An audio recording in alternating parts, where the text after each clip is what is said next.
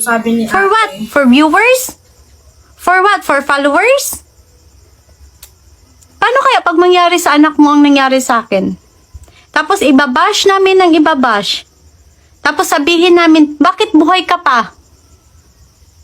Bakit nakasmile ka pa sa harap ng kamera? Ano pala gusto niyong nangyari, sir? Hindi mo alam kung ano ang pinagdaanan ko. Hindi mo alam kung paano ako tumayo ulit. Hindi mo yun alam. Hindi mo alam ang depressed na pinagdaanan ko. Huwag mo akong i-bash. Sabagay nga naman guys, wala tayong alam sa kanya. Okay lang na mag-post ka sa mukha ko. Huwag mong sabihin na ito ba yung napahiya? Ito ba yung sinasabi niyong napahiya? Ito ba? Yan yung sinabi mo eh. Mas lalong lumalaki ang ulo ko. Saan, sir? Lumaki ba ang ulo ko? Pag mag-bash kayo ng bash, pag sasagutin ko naman yung mga tanong nyo at mga reasons nyo, nagagalit naman kayong lahat. Ano ba? Saan ba ako lulugar? Gusto nyo manahimik lang ako? Oo naman. Ha? Gusto nyo manahimik lang ako? Alam mo, proud din ako sa mga vloggers, sa mga content creator na pinakausapan ko na please, delete my photos, delete my videos. Kahit million views na yung napunta sa kanila, dinilit nila, nirespeto nila ako. Pero kayo na sinabi kong please delete my photos, hindi nyo dinidelete kasi nga pera yun. Bahala na makita nyo na nahihirapan yung kabayan nyo. Basta sa pera. Huwag nyo sabihin hindi pera. Pera yun. Pera yun. Anong gusto nyo? Iiyak ako? Anong gusto mo, Roselen? Ha? Iiyak ako?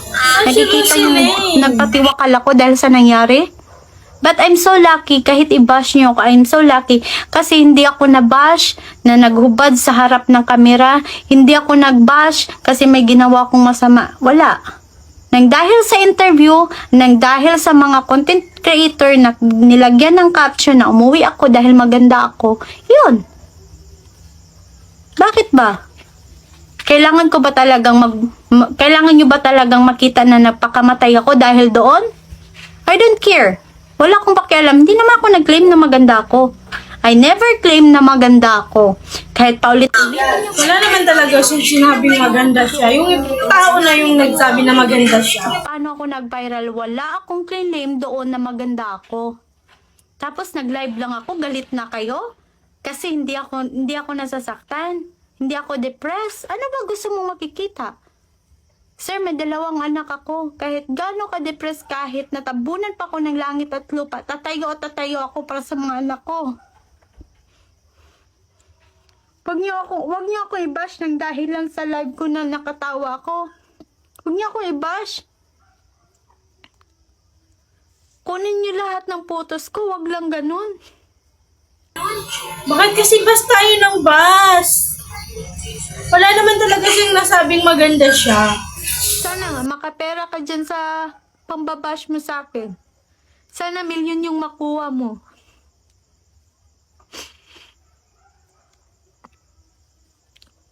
Wawa na siya, umiiyak na talaga. Mag-viral? Bakit ako pa? Bakit ako yung binabash nyo? Actually guys, wala namang gustong mag-viral siya. Ay, hindi naman niya ginustong mag-viral siya.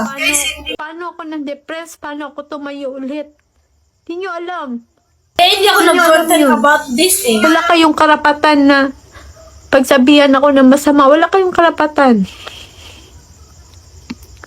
Wala kayong karapatan.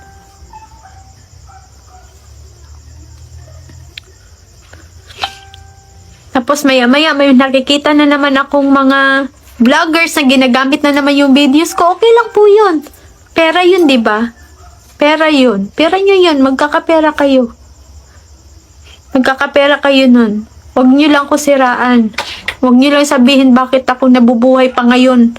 Huwag nyo lang sabihin na bakit pa ako nakapag-video, bakit pa ako nakapag-post. Ano bang, sige guys, sagutin ko kayo about sa galaw ko, about sa galaw ko nung nag-live ako.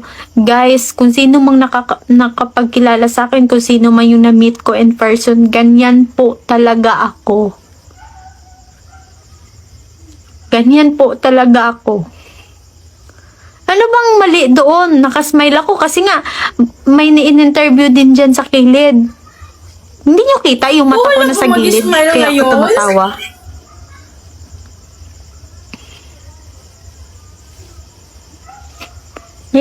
Hindi nyo ba pansin? Bakit? Oo nga, si Sir Bong natanggal sa OWA, tapos ang dami kong na-receive na message, ang dami kong nababasa ang comment na nang dahil sa akin is natanggal si Sir Bong. Nang dahil ba talaga sa akin? Nang dahil po ba talaga sa akin?